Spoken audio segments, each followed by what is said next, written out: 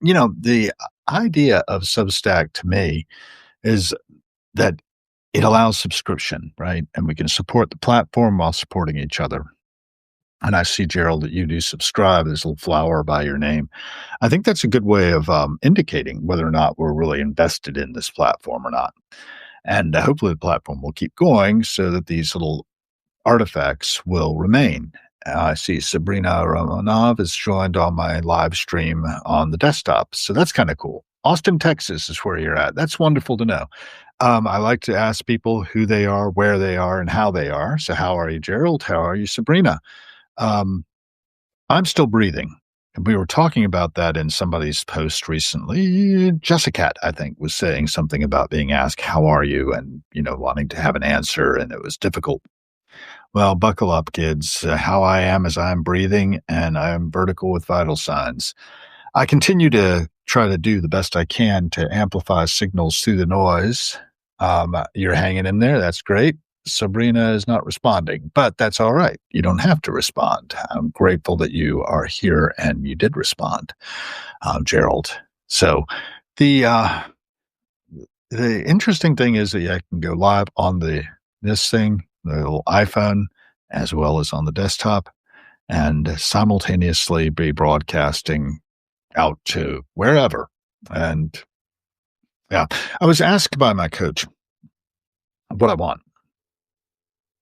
And right now, I want to continue living the life I'm living in a lot of ways. I'm very, very comfortable here in the bunker, watching the passing show with a bit of skepticism, learning about artificial intelligence. I'm doing a lot of self-training and done a certification as an AI consultant, but yet to take a client. And I'm sharing knowledge, sharing people's signals and trying to amplify them through cyberspace and thinking that that is a service that I'm doing and that it's probably worthy of my hire. Whether other people think so or not is shown by how many paid subscribers one has. Hey, Robes, how you doing? Where are you? How are you? Those kind of questions are for everybody who's out here, and you are giving us your standard hello, everyone, peace and meta, loving kindness. That's what meta is, if anybody doesn't know already. And, well, I am perplexed when I'm asked what I want. What I want is to continue as I am.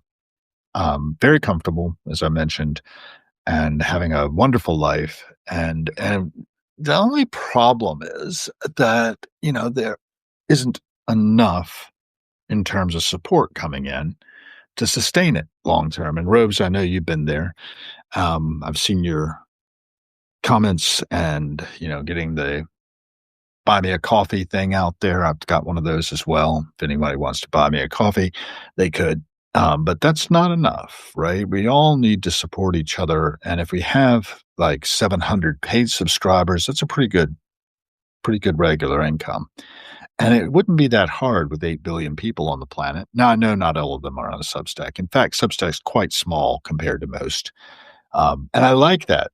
We were like the early internet. We're like this band of folks who banded together to write, to create, to speculate, to investigate, and in the case of Harrowings, to really scrape the surface up, churn things up to see what might emerge out of the pleroma, as I like to say, the fullness of all potentiality, there's quantum vacuum, whatever you want to call it, that field from which all that appears to be emerges. And I'm not sure that things aren't just as they appear, but chances are, that may be the case. So I think I'll end the iPhone version of this, Gerald. If you want to join on the other channel, please do. I'm going to just cut this one because I think it might clank. So I'll end that and see how that works out. And I'll post that recording. Now we'll get into some meat of the thing. I'm a little frustrated that I don't really feel like I want to go out into the world and, sell my services as such. I think that they should be self-evident and the value in them self-evident. I think that's true of everybody. I think we're all nodes on a non-hierarchical network. I think the hierarchy is going to break down. and I want it to break down. I want us to all be valued equally for the skills we have. I want to realize that Star Trek universe, you know? I hope to be talking to a fellow named Daniel Rasmus, who's a futurist out on the left coast. I haven't gotten back from him yet, so I'm going to follow up on the email I sent.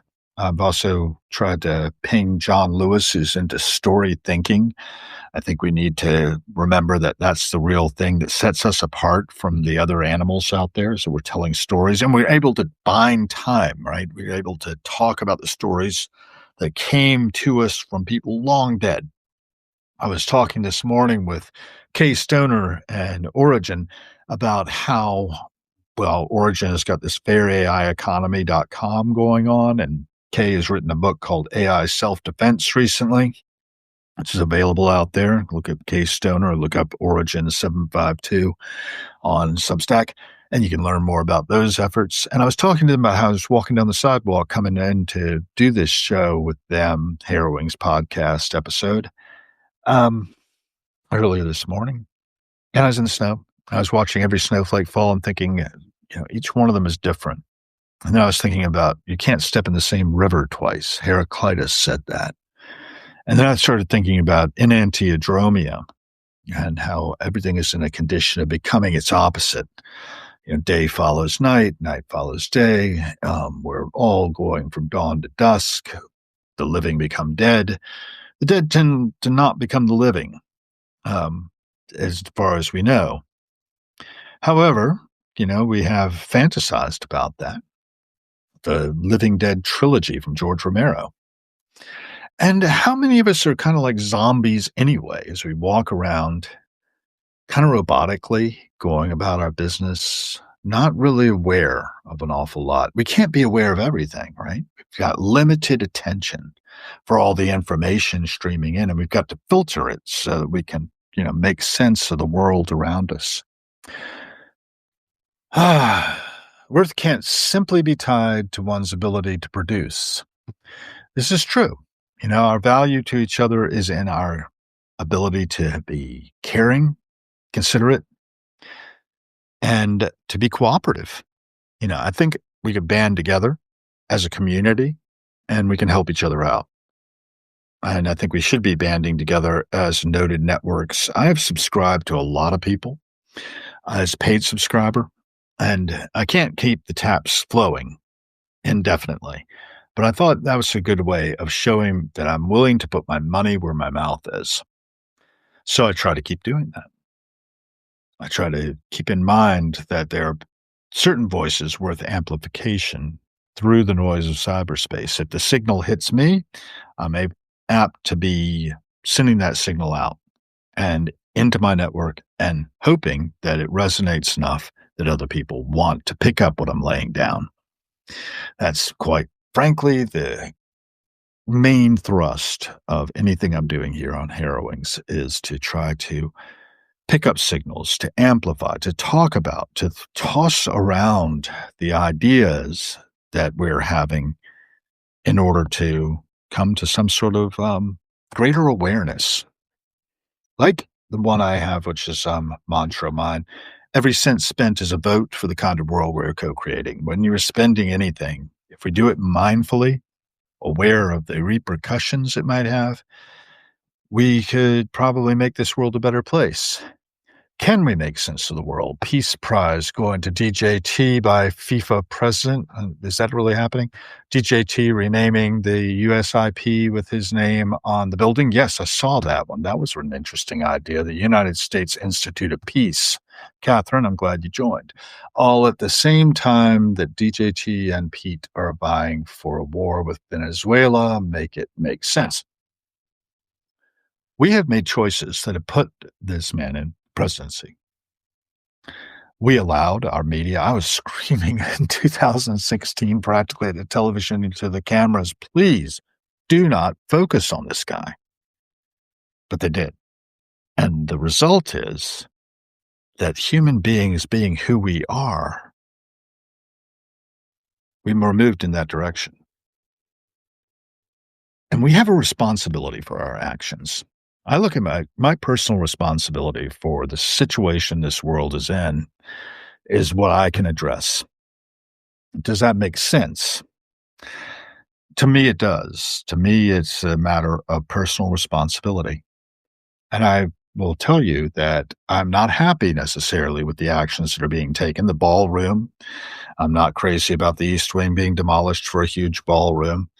I'm not crazy about any of these things. But you know what? People made choices to give money for that to happen. And then the other things, him becoming the top dog in the Kennedy Center. It's a travesty. I haven't noticed that the Kennedy's legacy has been totally destroyed upstairs in the Kennedy Center. There's a beautiful exhibit about John F. Kennedy upstairs in the Kennedy Center now. I'm going to go back there and look at it soon because it's so wonderful. And it really does sort of make you feel like, yes, there was this moment in our history.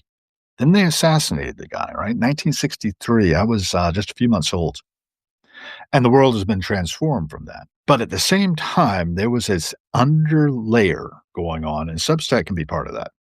We on Substack can be part of that mycelia that stretch out in the subsurface and heal the planet. I know it sounds like a lot. Now, I think people get caught up in the circus act of the clowns, that are in the White House or in the Congress or wherever. We have set those systems up, and we've allowed them to be set up like they are. And it's a travesty in a lot of ways. So a lot of money is sucked into those guys, but it's got to go somewhere. It's got to keep in flow. Don't get too distracted is what I would think. I would think it would be lovely if we could remove the guy from office, but it's not going to happen. I don't believe, unless he just goes defunct, and it looks like that might happen. I don't know how it's going to happen, but it looks like it might. We've got some real tragedies out there, in the world that are unnecessary in many cases, and we've allowed those to happen too. And we have personal responsibility for our world. And so I take some personal responsibility for the fact I haven't done the things I needed to do effectively to stop the results we see. I cast my vote. I don't know if you all voted, but if you did, good for you. I don't care which way you voted, but vote, for God's sakes. And when you spend mindfully. Think about cutting off the flow of money towards things you don't want and put it towards things you do want. That's my thesis, is I put money towards the things I want to happen. I get those things. If I don't, I don't. If I put my skills and my talents and my words into the direction I want them to go, something happens. If I don't, it doesn't. So it's a matter of continuing to work. Yes, we voted for her, Catherine. That's right. I was a part of the Deadheads for Kamala rally, gave a significant amount of funds to that and worked on trying. But, that's not how it turned out. And there's a good reason for that. You have to do root cause analysis of things. Ask the 5 whys, and then see what you come up with. I don't know. I could probably do that on the side here. Let me see. I've got a little handy dandy computer. And I think about where the heck is that thing that I use to do that. We could use any one of the different apps out there that are available. And I'm not seeing mine at the moment. That's probably because I talk. When I talk, I can't seem to navigate anything. It's kind of weird. So stop talking for a second. I'll read you guys. The 25th is not enough. There is another clause in the Constitution that may eliminate the whole administration as well. Okay, tell me about it, Catherine, while we're here. People have no power to remove a president midterm yet, but people do die. And it doesn't look like his health's real good. So I don't know. That's not really the thing, right? It's our personal responsibility to do what we can under the structures we have, or take their structures down if we can. I don't see us doing that so much, but if we were to just act as though we are nodes on a non-hierarchical network and support each other, that would be a step in the right direction. Stop focusing on the pyramid structure of the chief on the top and then the chieftains and then the people on the bottom. The people have the power. You remember that Patti Smith song, written with her husband, Fred Sonic Smith? The people have the power to redeem the work of fools, but we have not exercised it. And a lot of us feel like we don't have that power, but we do. We really do have the power to change things, but we have to be willing to become uncomfortable, right? We have to be willing to inconvenience ourselves to get out on the streets, maybe. But you know what I see when I see those streets? If the cameras look at it, it makes it look like there's a big crowd of people. If you go there physically, they're not. Crowds are exaggerated by the telephoto lenses. Um, it's not packed with people. There are not a lot of young people out there doing anything about this. In fact, if you ask my opinion, I think a lot of young people have just rolled their eyes and forgotten about it. And are not citizens, really, when it comes down to it. They're not exercising their civic responsibilities. And that's what the result is, that the people with the power and the money have been able to do what they do. Citizens United, right? Money is speech.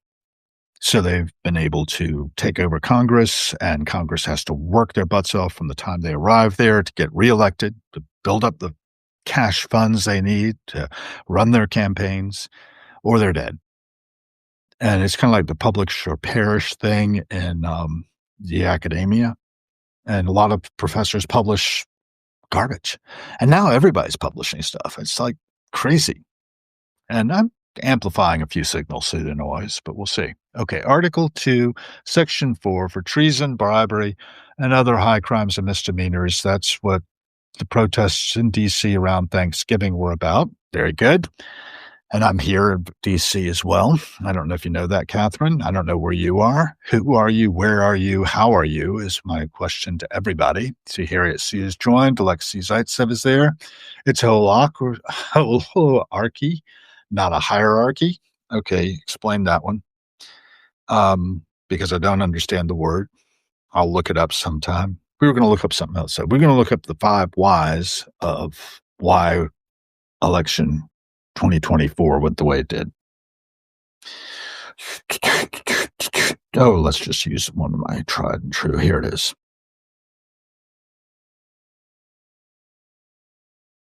Do a root cause analysis on the election of 2024 for President of the United States.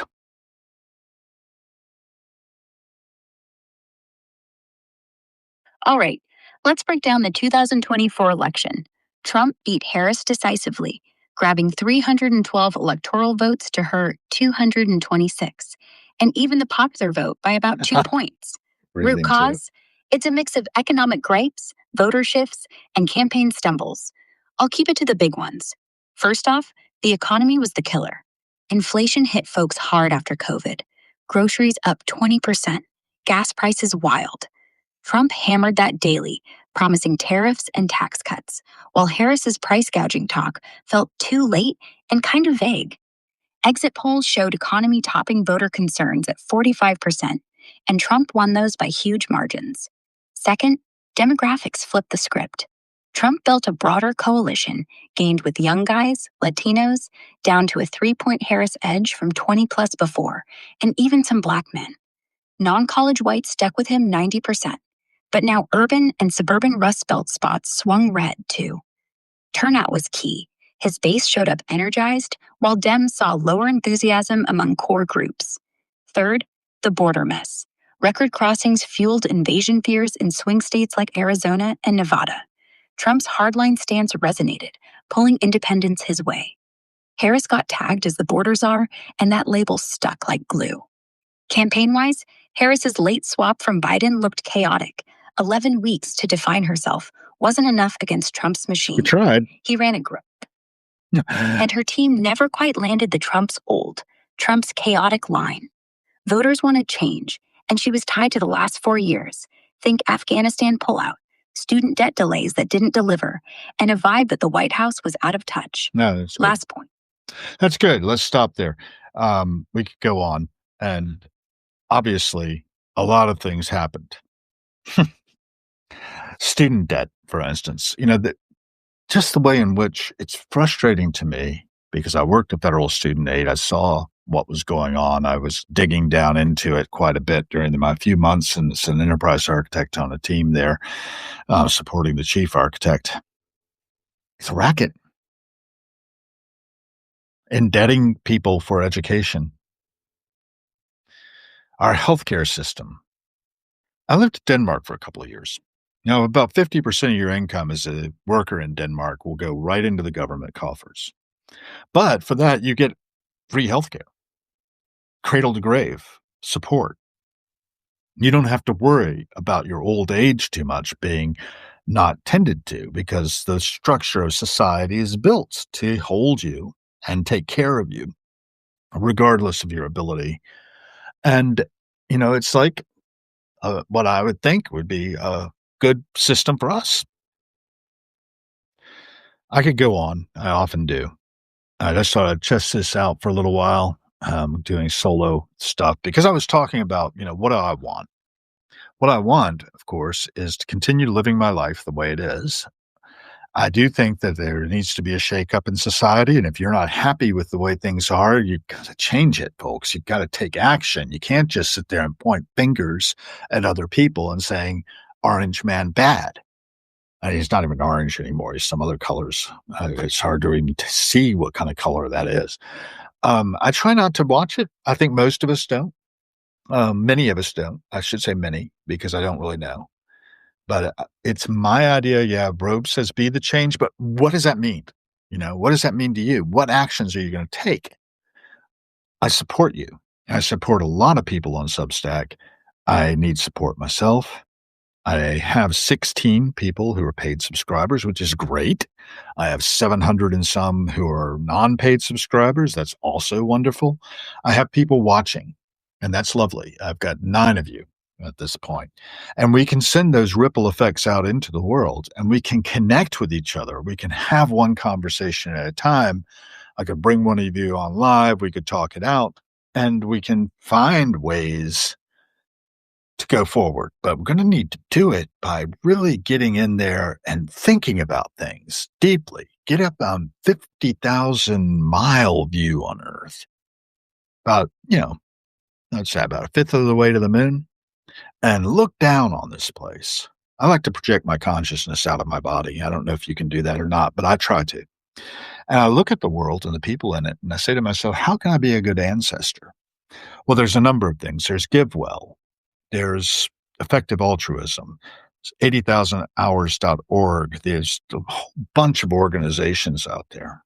I've been digging into them gradually. I've been doing research on them, and I'm trying to find ways of transforming the world by little nudges here and there.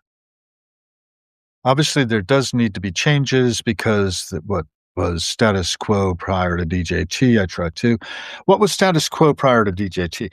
We had problems from the Nixon administration on, so far as I can see, and particularly where they made healthcare a for-profit industry, the healthcare insurance companies. Didn't used to be that way. It was under the Nixon administration that came about. Fact check me on that. I could be off a little bit.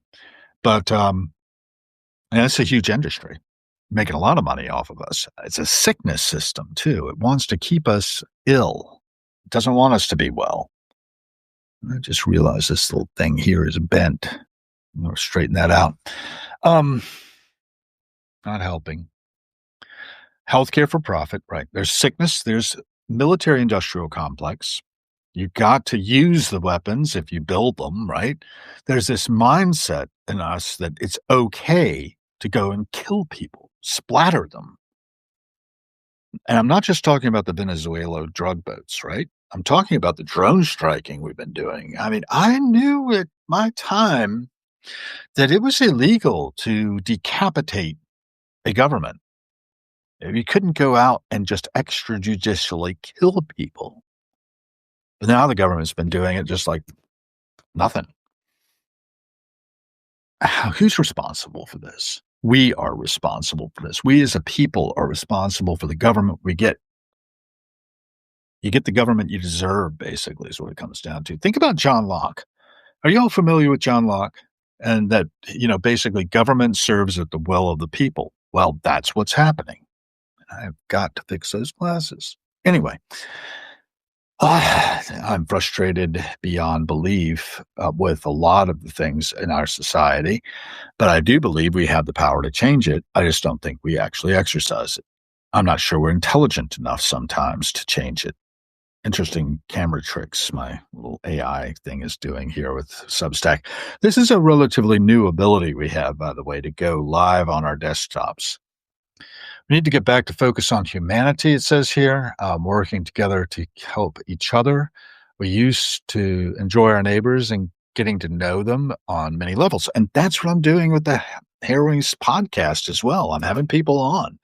Now, not a lot of them are local, but I could probably have local people on too. All we have to do is say no, Gerald says. Well, okay. See if you can do that. And then Bathrobe Guy said something, yes, as long as we teach people that violence is a valid way to solve problems, that is how we will solve our problems. Well, we won't solve our problems. We'll just continue creating our problems. If you ask my opinion, that's no solution. I like what you were doing indeed. Thank you very much. The butterflies joined. So, I could go on and on. I think you all are having a good input about education, taking money. We need to educate everyone. And, the education. Oh my God. Did you all see the American Revolution thing by Ken Burns? This is the worst history I've seen in a long time because it wasn't necessarily wrong, but what it was doing was it was judging everything happening 200 years ago plus 250 years ago with the sensibilities of today. It doesn't work, folks. You can't judge the past by the sensibilities of today.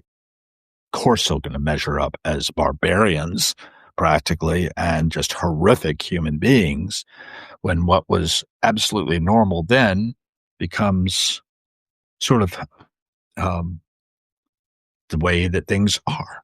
Have you ever heard the song by Bruce Hornsby, who came from Williamsburg like I did? Came out of that. It was called The Way It Is. They passed a law in 64 to give those who ain't got a little more, but it only goes so far. He was talking about the Civil Rights Act. And he was coming right out of that same milieu I was. He's 71, I'm 62. And I know exactly the world he was seeing because I was there when he was coming up through high school. I was much younger, about, what is that, 9 years difference in our ages. And we saw the same world. And that's what The Way It Is about from his first album. I think that might have been the title track. I don't know, man. I think about those things a lot. I consider it as I go down to Williamsburg and I see our society. I'm going to be going down there on Sunday to once again take up my position in the Fife and Drum Corps and play this 50th anniversary Fife African Blackwood. It is Grenadilla, I think it's called. And this thing is pretty shrill. 6 finger holes, 1 mouth hole. And we'll do some Christmas carols on it, in addition to some of the old marches. I don't know. They'll probably spring something on me I never heard before, and I'll have to fake playing it. But we'll march, and nobody cares. Usually there's enough to cover me. You did watch Victoria on Netflix about Queen Victoria and Prince Albert. That was a joke. So many similarities in history. They had a lot of foresight of helping others around them, not perfectly, and I wouldn't want to live in a kingdom of any sorts. But, gotcha.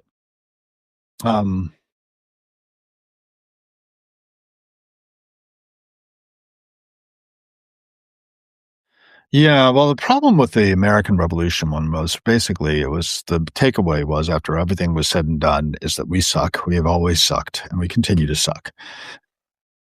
And it ain't necessarily so. I mean, my hometown was like a little Athens when it was in its heyday as the capital of Virginia, and it produced some great minds who took John Locke's two treatises for government, and experimented with those. And they are the basis of the foundations of, the American Republic. as it stands.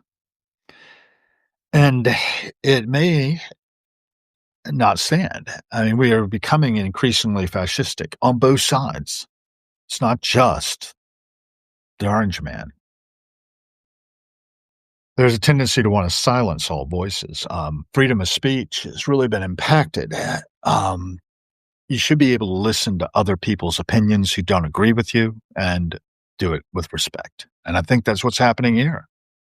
No matter how many times things repeat themselves in history, we don't learn. That is an interesting fact.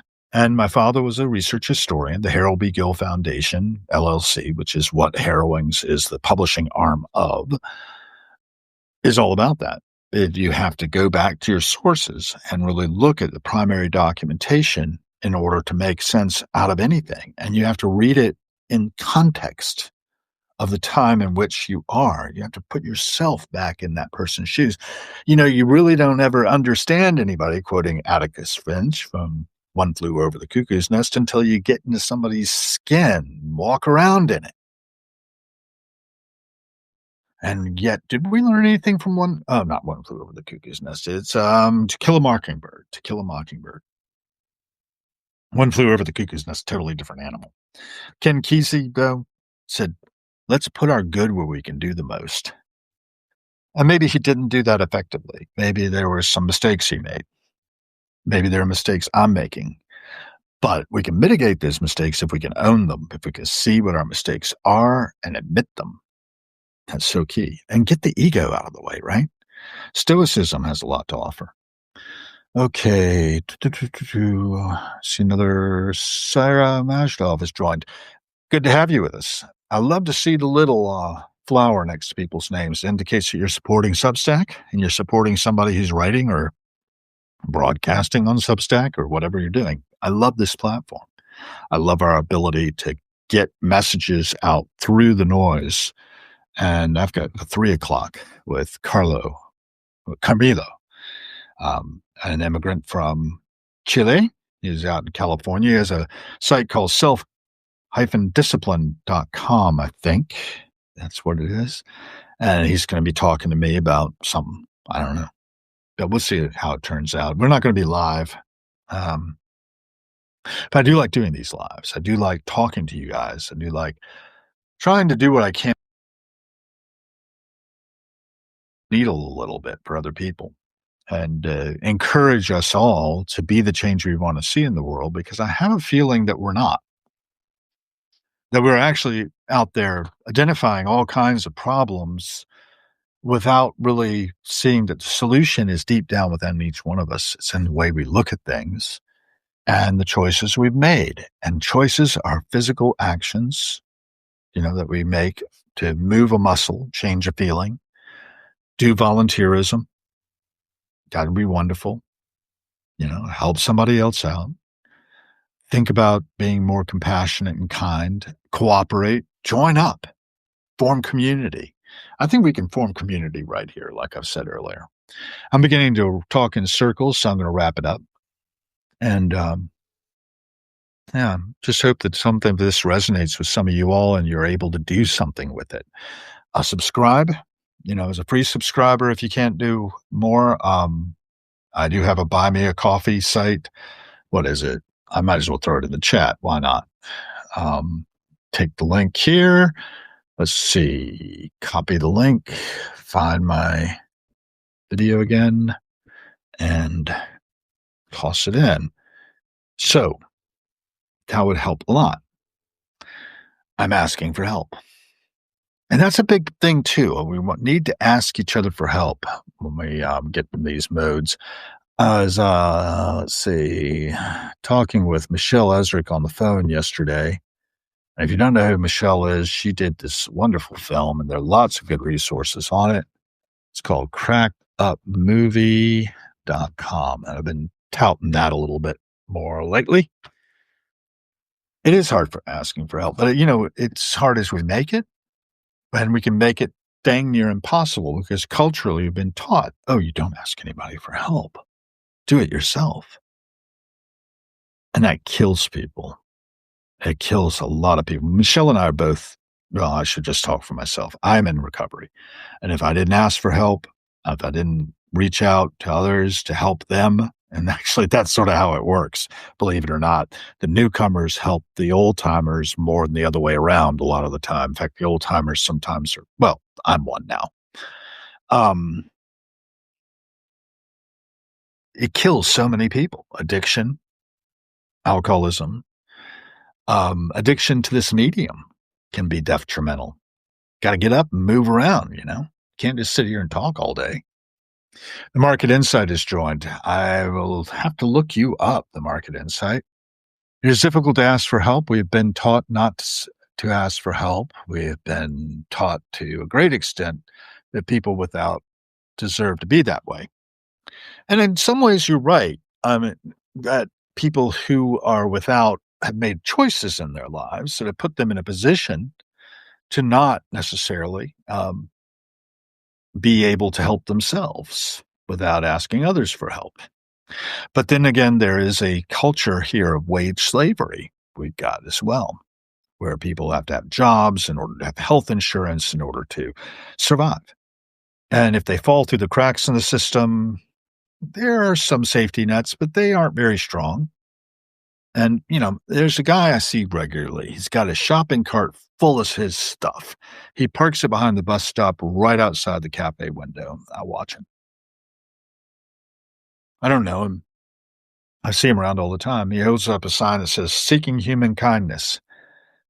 He's made a life choice at some level to do that. He banks at the same bank I go to. He gets his Social Security. Uh, I don't think the Social Security is enough to house him. That's a problem. And by and large, most of us are like pretty much good with giving him money or not giving him money, sustaining that lifestyle. He's got shelters he could be in as well, but he probably doesn't want to go to them because he probably gets, into fights or whatever. He probably has some neurodivergence because they emptied the mental hospitals under Reagan, largely. Set those poor people on the street who couldn't fend for themselves.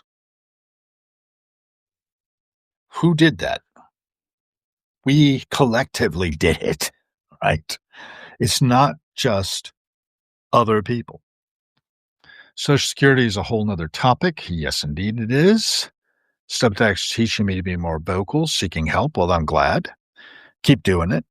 I know the bathrobe guy has also been doing that. I think that took a lot of bravery, a lot of courage. He says you need to get past that. Asking for help is a good thing, and and is needed. One of the things Michelle Ezrick did was a spin impact talk. Just look this up and put this in your Google or whatever, and I think you'll be inspired if you see it. I like to amplify Michelle because she's such a great director. Crackedupmovie.com is all about trauma informed care. A lot of us have been traumatized, deeply traumatized by life itself, nothing else. It'll hurt you. You got to learn how to deal with your boo boos. That's another thing that I tend to talk about a fair amount. There's a talk by Ron Smith out there somewhere about this. And he's a psychiatrist here in DC, retired now, pretty much. And I hope he's doing okay. I haven't heard from him in a while. And I know that he's running into health problems. He's in his 80s. So this can happen. And we're losing people, from my generation and on.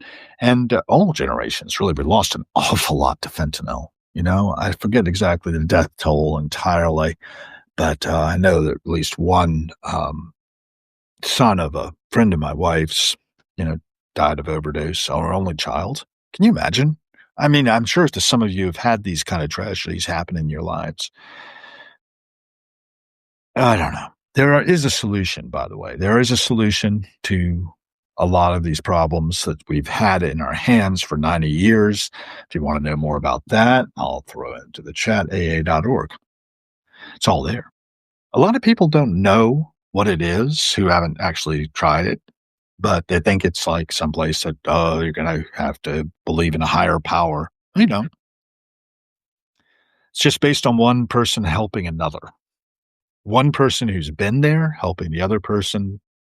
And the person who is most recently coming in, as I was mentioning earlier, quite often helps the person who has been around longer because we have to continually renew that feeling of what it's like to escape the clutches of a condition that is progressive and fatal ultimately. To close the county mental wards.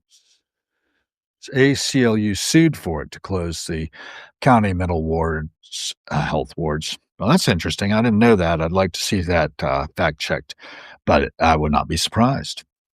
A lot of times there's laws of unintended consequences. People want to free people from incarceration, and they do, but they don't, at the same time. What else we got there? Exactly. It's a great organization. It's not really even an organization. It's just a fellowship of men and women, right? And,